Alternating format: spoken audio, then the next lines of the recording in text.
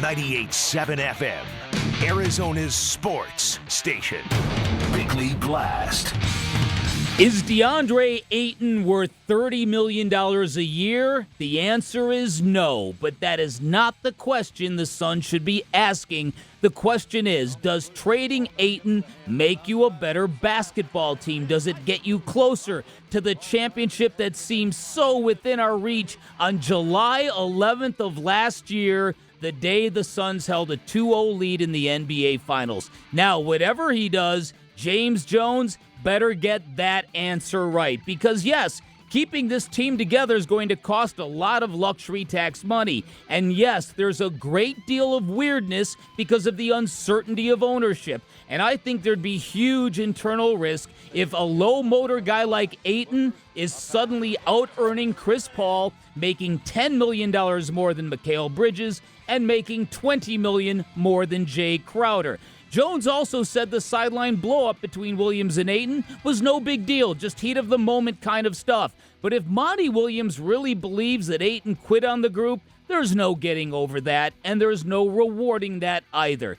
This is all so disconcerting, folks. When the Suns led the Mavs 2-0, it felt like the Suns had finally found their playoff mojo, and we would never have to mention Luka and Ayton in the same sentence ever again. Now, there are nothing but questions. Even though there still deserves to be a modicum of trust and blind faith given to James Jones, who has pushed most of the right buttons so far, but our faith has been shaken in the group, in their once transcendent chemistry, in their head coach, in everything. This level of mystery is very disconcerting for a lot of people right now. Yeah. And again, there's a lot of angst in the air about where this thing is going. Are you going to go backwards? Is James Jones going to be able to take this situation where if they've looked at Deandre Ayton and said, too unreliable, too low motor to give that much money. If it comes down to everybody in the group thinks that this is the best thing, then they can recover from this, but James Jones is going to have to do something very deft. There are new reports out of Los Angeles that Phil Jackson, in his advisory role to Jeannie Buss, he has told Jeannie Buss he would trade LeBron James. It's not a shock. Those two never got along. Phil Jackson once dropped that infamous posse word on LeBron's friends. It has not been forgotten. No, it has not. No. So, but if he's telling Jeannie Buss to trade LeBron James, he and Chris Paul are very tight. My mind begins to think about whether or not it would work, and my brain immediately shuts down. It's the darndest thing. Whether it would work here in Phoenix? Yes, in a short-term, chase the championship kind of mode. Right, see, it's making your brain hurt, too. I remember the offseason the Lakers got LeBron James. And I remember having a discussion with a guy who was a lifelong Lakers fan, and he was not happy about it. He's like, this is LeBron trying to glom on to some of the Kobe luster with a storied franchise. For all of LeBron's success in Miami and Cleveland, they don't have the profile historically in the NBA that the Los Angeles Lakers have. Now, it's been, 3 years with LeBron in L.A.? One championship? Yeah. One playoff exit in the first round. 4 1 year years. or 4 years. 2 years not making the playoffs. Right. One championship, one first round exit. And LeBron probably thinks that's great, but the Lakers are probably thinking, no, dude, not so much. There's so many things to consider, and I know that name came up, and it immediately elicits a response from Suns fans because if you take any individual person out of the mix, what do I want more than anything for the Phoenix Suns? I want them to win a championship. Finally, after 55 years it'll be if they do it next year, finally waiting that wait to be over for them to do it. And then when you start to plug in the individual players and all of it, you're like, that wouldn't feel right. I'd feel dirty. I feel exactly the same way. It would just change everything. It would change the vibe. Oh, would it ever?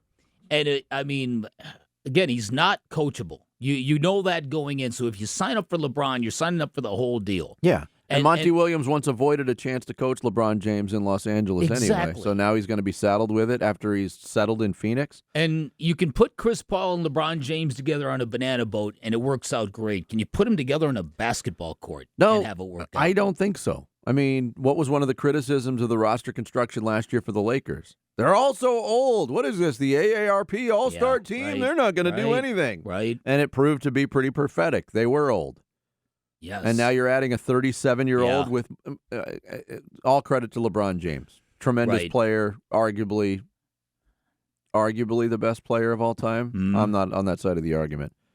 Has there ever been a 37-year-old basketball player with more miles on the tires than LeBron James has? No.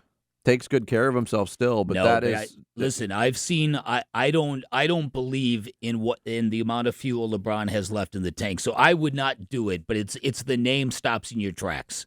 Because you think maybe it could actually happen. Well, the Suns need a shot creator. The Suns need a guy to handle the ball when Chris Paul's not there. Well, they need size. Yeah. Those are three things that they need pedigree in the playoffs. And believe me, if LeBron came at this point, if LeBron came to Phoenix, the Suns wouldn't have to worry about getting attention from ESPN anymore. Oh my God.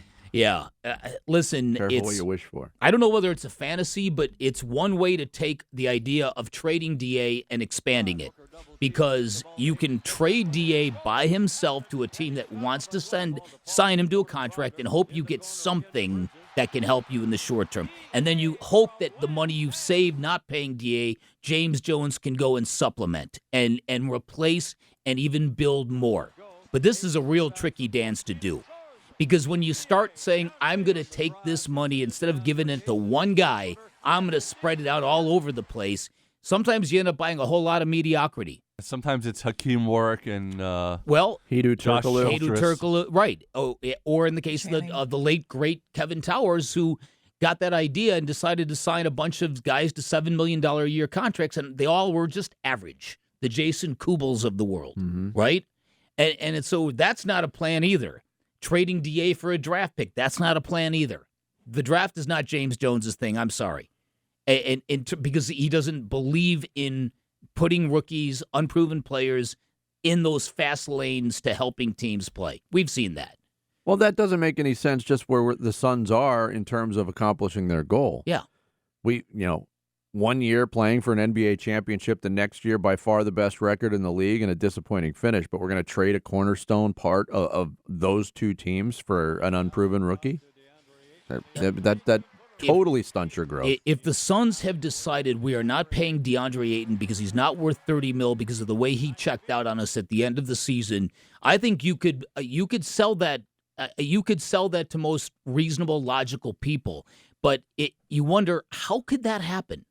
How could it happen if DA was right on the verge of maybe getting that bag in Phoenix? Why would he cause problems? Why would he cause issues like this?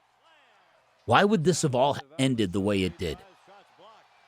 I mean, there is a frustration in swallowing your pride, doing what you feel is right for the greater good for a group, and it's still not being recognized. Maybe. I mean, there's a lot of human nature and a lot of psychology mixed in that. But to tap out at the end? Weird. What's the timetable of the tap out? Was the tap out midway through Game 7? Then it becomes even more understandable. It looked like a lot of guys tapped out of that game. Yeah, it sure did. Yeah, you're right about that.